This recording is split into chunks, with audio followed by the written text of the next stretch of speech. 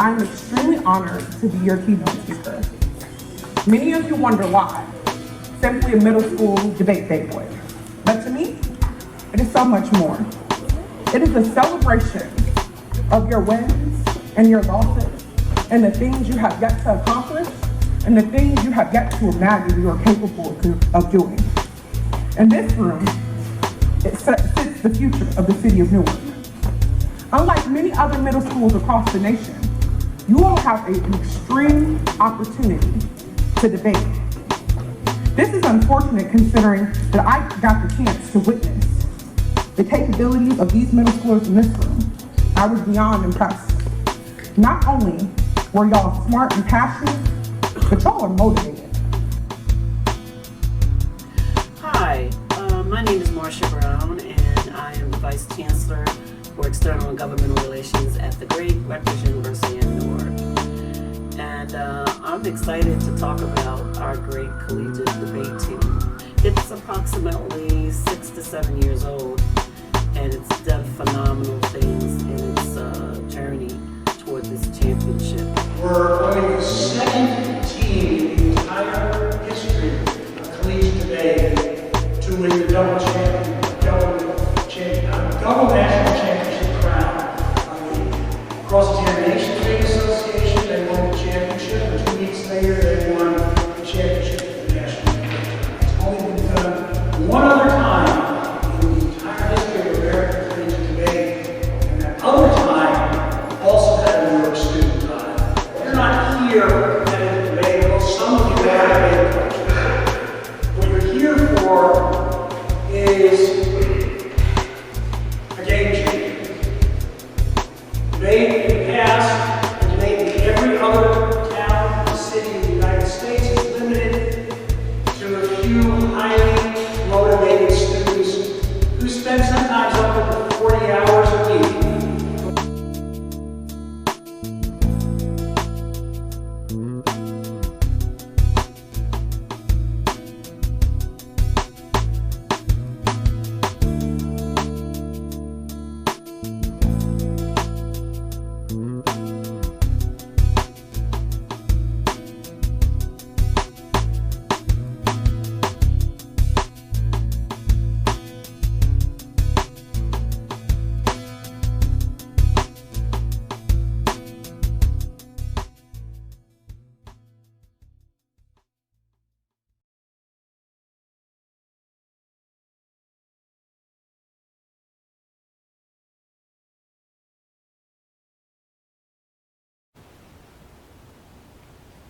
What's going on, everybody, and welcome to a brand new episode of the Newark Debater.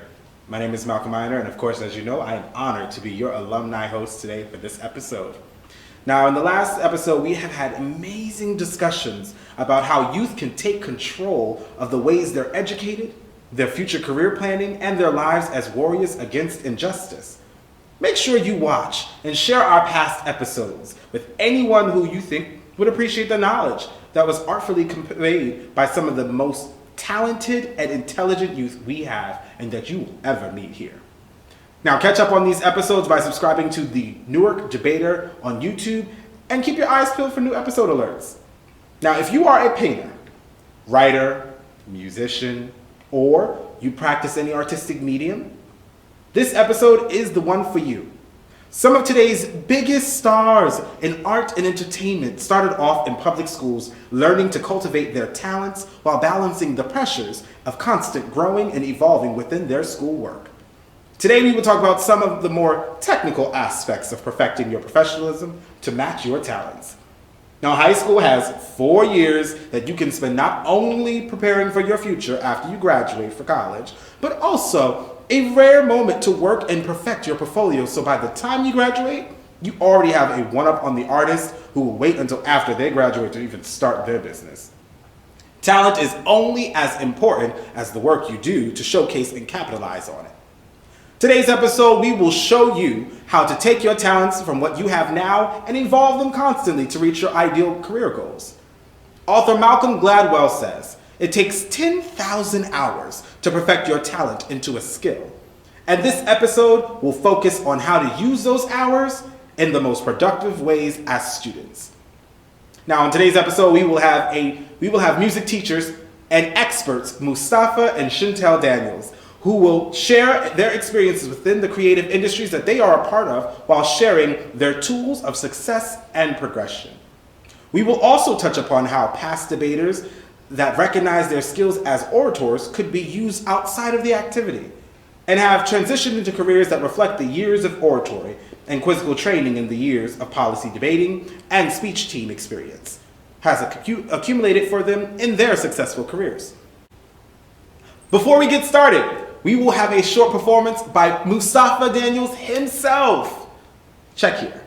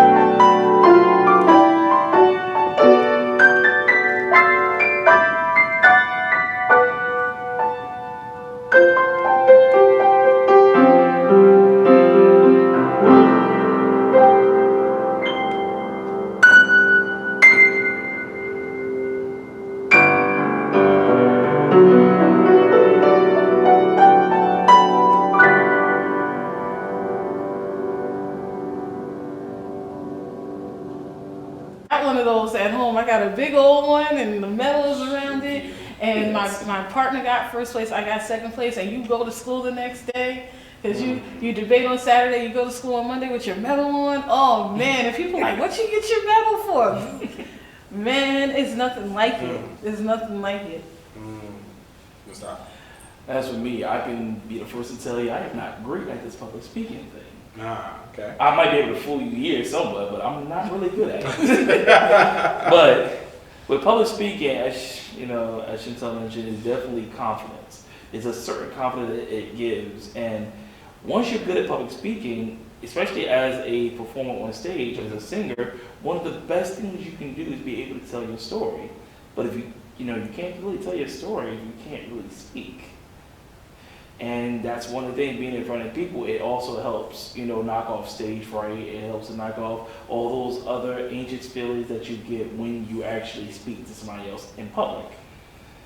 And I would say for anybody else who have never done public speaking, take the chance, do it. It'll definitely make you way more confident as a speaker, and make you way more confident as a person. So you'll be able to speak to anybody about anything, and especially if you're a debater, you'll be able to debate about anything and debate about to anybody, and you can just be confident in all that you say. Right, and it also transfers over to the life of an artist and a musician, because if you want to make money off of your craft, you're going to have to know how to promote yourself. Sure. Nobody can promote you like you can promote you, or your mother. Moms are great at promoting you. Moms and grandmas, great at promoting you. But you're gonna have to learn how to promote yourself. Whenever an artist comes out with an album, they got to do an interview. They got to do several interviews, sometimes several a day. They go into the Breakfast Club. They go on the Michael Strahan show. Then they go on the Michael and Kelly. They literally have to. They do a press tour. When they have a new album that comes out. Can you imagine if John Legend came out with an album and we had no idea because he couldn't do a press tour? If he can't do it, but thankfully you have these artists who I'm assuming have spoken and dealt with someone that works on them with their public speaking. Yeah. But if you can get in on the ground floor, like when you're in middle school and high school, which I know the Newark Debaters has, if you can get in on the ground floor. That's perfect, because you learn all of those things. You learn about posture, you learn about diction, which is truly important, and all of that will transcend, and it also gives you a confidence for you to walk in a room and know what you want, and accurately be able and successfully be able to ask for what you want and receive it. Got it. Got it. So with that being said, do you think that will play a part in fostering change, evolution? Absolutely. Oh yes. Absolutely, because not only for those young people out there that want to be artists, whether it's through music or painting or whatever, spoken word, whatever they want to do, you have to say to yourself, who am I going to be today? What do I want to represent? Yeah. Do I want to represent trash, or do I want to represent something higher? How do I want people to see my people? How do I want people to see my culture? And I have to, and you have to be a representative of what you want to put out. So you have to think about those things as well, and you have to I love Ava DuVernay. The director, she has When They See Us out, and it is sparking so much conversation. And sadly, that's all the time we have for our panelists today.